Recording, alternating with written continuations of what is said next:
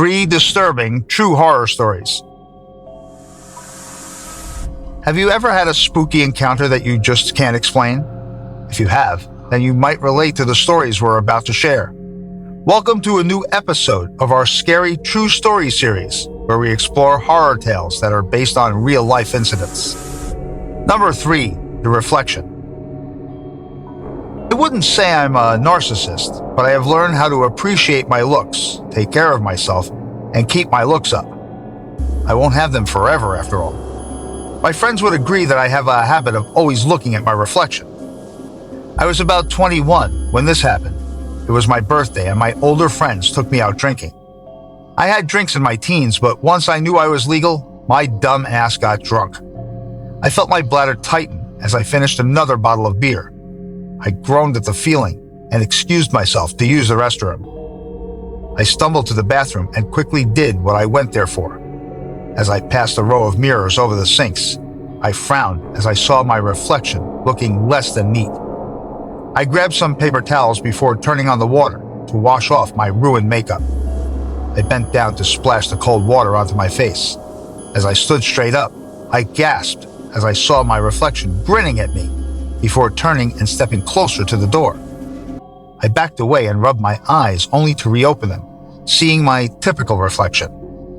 My breathing slowed as I observed the mirror and grinned, shaking my head as I left the bathroom, drawing the reflection up to being just my imagination. Later that night, I was cuddled deep into the blankets of my bed as I tried to nurse the headache from my earlier party. I looked over to the mirror on my closet door. At first, I saw my reflection lying down and covered by the blankets. As I drifted off to sleep, my reflection slowly sat up and walked to the bathroom directly across from the closet mirror. I felt my tiredness seep away as I saw this happen and quickly sat up before running to the bathroom, absolutely psyched out at this point. I sucked in a breath as I flicked on the light, looking around the bathroom until I saw her, my reflection I mean, in the mirror again. I covered my mouth to silence my screams. There was a man standing behind my reflection, a knife deeply embedded into her throat. I felt hot tears run down my cheeks as I saw this, but my eyes grew wide as I felt breathing on the back of my head and something cold, hard, hitting my throat. This was a spine-chilling story. Do you think she was just drunk and hallucinating? Or could this all be real? Let us know what you think. Don't forget to like, share, and subscribe for more. Number 2, The Mysterious Footprint. I just wanted to share my chilling experience with you. Nonetheless, I'm still trying to wrap my head around it. I was walking through my living room today and heading to my bedroom where my bathroom is, right along the way. There was a soaking wet area with my same footprint sogging the carpet. The thing was, I had my socks on all day, and not once were my feet wet during the day. This was like I walked freshly soaked out of the shower, only the footprint was heading to the bathroom, and deep water spots saturated the carpet. I took off my sock and placed my foot over it, and it was an exact fit for my foot. But again, I had socks on, and never had I been around water that way, like I was soaking wet. It grabbed my attention so thoroughly, like you would if you were alone in your house and suddenly saw footprints out of nowhere. The other thing I noticed was, why was there only one footprint? I could tell by the spacing in the carpet that there should be at least another. To add to my confusion, right below it, at a slightly different angle, there was a footprint of my shoe print. But I always take my shoes off in the house, with some exceptions, though I didn't take them off today. Then again, why just one print? It just came out of nowhere and pointed like it came out of my room. It was super weird, man, and I wonder if anybody has any logical theories. It seems like some weird ghost occurrence, and I've encountered demonic entities in the past. The more I look at it, the more surreal it seems. The spacing was weird, and why a single footprint? The water spots appeared dripping on the carpet as if someone had come straight out of the shower, but the bathroom floor was completely dry.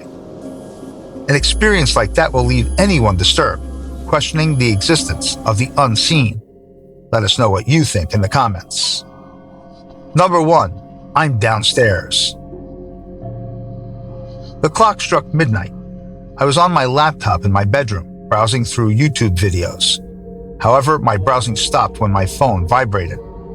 I saw that I had received a text message from my friend, Ben. "Hey man, I'm outside by the back door. Can you let me in?" I knew he was lying. For the past few weekends, he had been messing with me. One weekend, he told me he was parked in my cul-de-sac, when in reality, he was in his bedroom. The following weekend, he told me he was coming to hang out. When I came outside to greet him in his car, he floored it out of my neighborhood. I wasn't going to let him get me this time. I sent a reply back.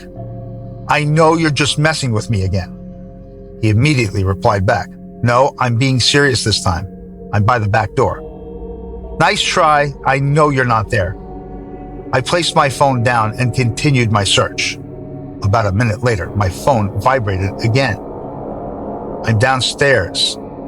"Ben, you can't troll me 3 weekends in a row. However, I'll give you an A for effort." I placed my phone down again. I wasn't going to play his little game. As I was about to continue my speech, I started to hear something from the deafening silence of my dark house. I faced the doorway behind me and listened closely. It sounded like footsteps, silent footsteps walking around downstairs. It was nerve-wracking. I couldn't believe it. Was my mind tricking me, or was Ben actually in my house? I grabbed my phone. "Are you joking with me, man?" I continued to listen as my phone vibrated again. "No, I told you I was downstairs, but you didn't believe me." I was relieved that it was him, but I was pissed off that he had broken into my house. I could hear him walking around downstairs still as I waited for him to enter my bedroom. I grabbed my phone again. "Aren't you going to come upstairs? I can hear you walking around downstairs. Just come up here already." I sent the message and waited for him to respond. I was starting to get a little annoyed after a minute of waiting. I got up from my bed and went to the doorway. I proceeded to shout downstairs, "Get your ass upstairs already! Stop fucking around!" I sat back on my bed as I began to hear him walk upstairs. Suddenly, my phone vibrated again. It was a text from Ben.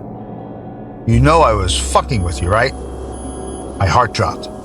I looked up at the doorway to see my killer smiling at me. Oh, the uncertainty of life. But what does this mean?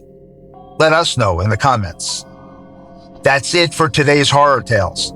If you ever experienced something similar, this episode might have freshened up that creepy encounter, and it will haunt you for the rest of the night.